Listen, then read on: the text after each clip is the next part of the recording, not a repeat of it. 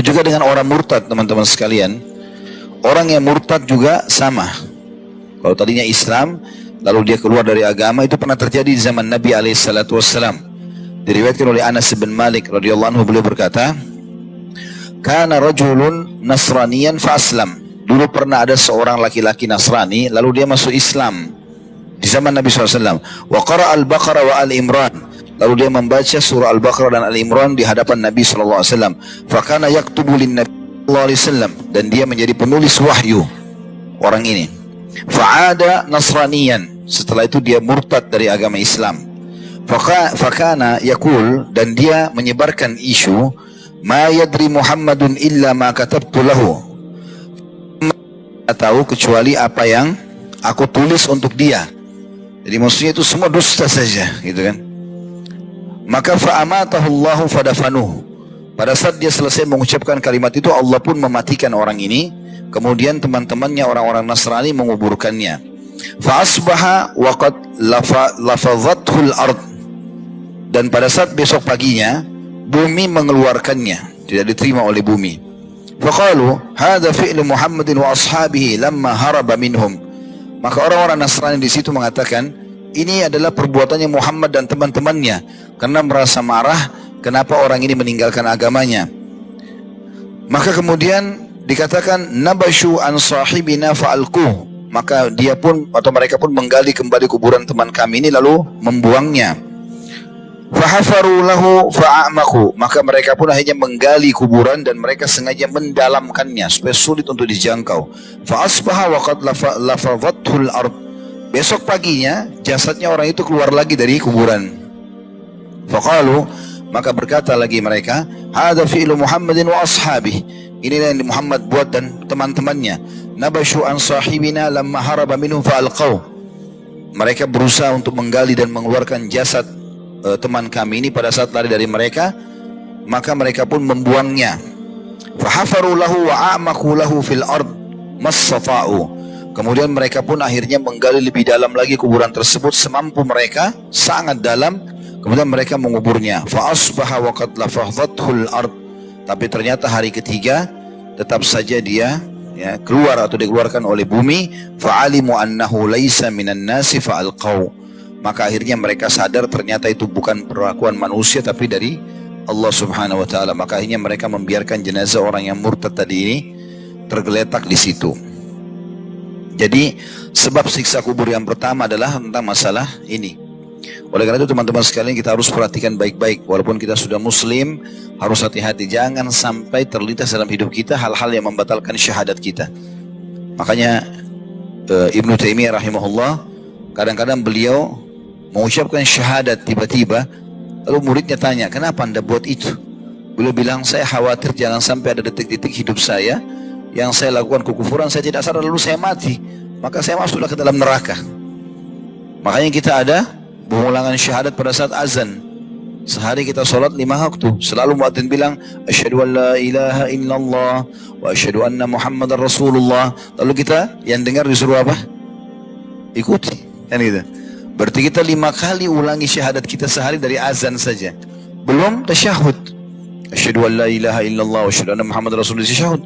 Kalau kita hitung tasyahud kita itu, sholat wajib, sholat sunnah, banyak sekali, bisa puluhan kali.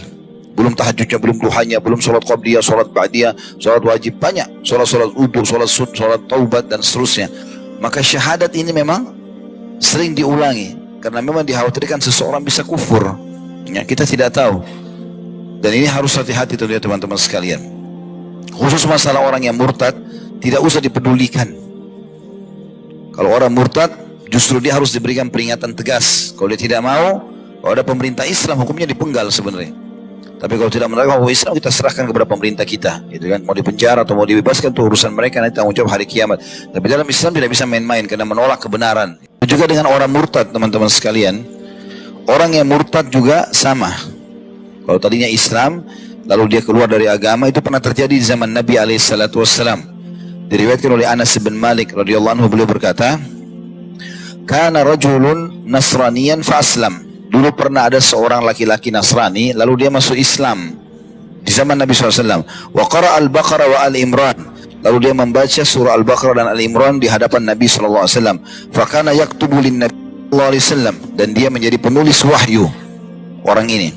Fa'ada nasraniyan, setelah itu dia murtad dari agama Islam. Fakana yakul, dan dia menyebarkan isu, ma yadri Muhammadun illa ma katabtu lahu, tidak tahu kecuali apa yang aku tulis untuk dia. Jadi maksudnya itu semua dusta saja, gitu kan. Maka fa'amatahu Allahu fadafanuhu, pada saat dia selesai mengucapkan kalimat itu, Allah pun mematikan orang ini. Kemudian teman-temannya orang-orang Nasrani menguburkannya. Fa'asbaha waqad lafadhathul ard, dan pada saat besok paginya bumi mengeluarkannya, tidak diterima oleh bumi. Faqalu hadza fi'lu Muhammadin wa ashabihi lamma haraba minhum, maka orang-orang Nasrani di situ mengatakan, ini adalah perbuatannya Muhammad dan teman-temannya karena merasa marah kenapa orang ini meninggalkan agamanya. Maka kemudian dikatakan nabashu an sahibina fa'alquh, maka dia pun atau mereka pun menggali kembali kuburan teman kami ini lalu membuangnya. Fahafaru lahu fa'amaku, maka mereka pun akhirnya menggali kuburan dan mereka sengaja mendalamkannya supaya sulit untuk dijangkau. Fa'asbaha waqad lafadhathul ard, besok paginya jasadnya orang itu keluar lagi dari kuburan. Faqalu, maka berkata lagi mereka, hadza fi'lu Muhammadin wa ashabih, inilah yang Muhammad buat dan teman-temannya. Nabashu an sahibina lamma haraba minhum fa'alqaw, mereka berusaha untuk menggali dan mengeluarkan jasad teman kami ini pada saat lari dari mereka, maka mereka pun membuangnya. Fahafaru lahu wa a'maku lahu fil ard mastata'u, kemudian mereka pun akhirnya menggali lebih dalam lagi kuburan tersebut semampu mereka, sangat dalam. Kemudian mereka menguburnya. Fa asbaha wa qad lafadhathul ard, tapi ternyata hari ketiga tetap saja dia keluar atau dikeluarkan oleh bumi. Fa'alimu annahu laisa minan nasi fa'alqaw, maka akhirnya mereka sadar ternyata itu bukan perlakuan manusia tapi dari Allah Subhanahu wa taala. Maka akhirnya mereka membiarkan jenazah orang yang murtad tadi ini tergeletak di situ.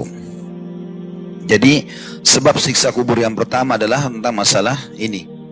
Oleh karena itu teman-teman sekalian, kita harus perhatikan baik-baik. Walaupun kita sudah muslim, harus hati-hati, jangan sampai terlintas dalam hidup kita hal-hal yang membatalkan syahadat kita. Makanya Ibnu Taimiyah rahimahullah, kadang-kadang beliau mengucapkan syahadat tiba-tiba, lalu muridnya tanya, kenapa anda buat itu? Beliau bilang, saya khawatir jangan sampai ada detik-detik hidup saya yang saya lakukan kekufuran, saya tidak sadar lalu saya mati, maka saya masuklah ke dalam neraka. Makanya kita ada pengulangan syahadat pada saat azan.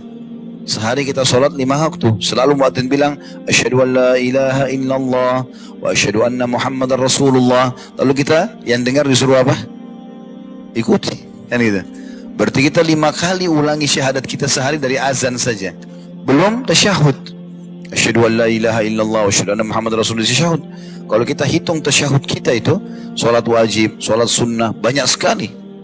Bisa puluhan kali. Belum tahajudnya, belum duhanya, belum sholat qabliyah, sholat ba'diyah, sholat wajib, banyak. Sholat wudu, sholat sun, sholat taubat, dan seterusnya. Maka syahadat ini memang sering diulangi. Karena memang dikhawatirkan seseorang bisa kufur. Ya, kita tidak tahu.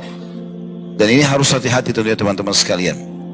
Khusus masalah orang yang murtad, tidak usah dipedulikan. Kalau orang murtad, justru dia harus diberikan peringatan tegas. Kalau dia tidak mau, kalau ada pemerintah Islam, hukumnya dipenggal sebenarnya. Tapi kalau tidak menerima hukum Islam, kita serahkan kepada pemerintah kita, gitu kan? Mau dipenjara atau mau dibebaskan, itu urusan mereka, nanti tanggung jawab hari kiamat. Tapi dalam Islam tidak bisa main-main karena menolak kebenaran.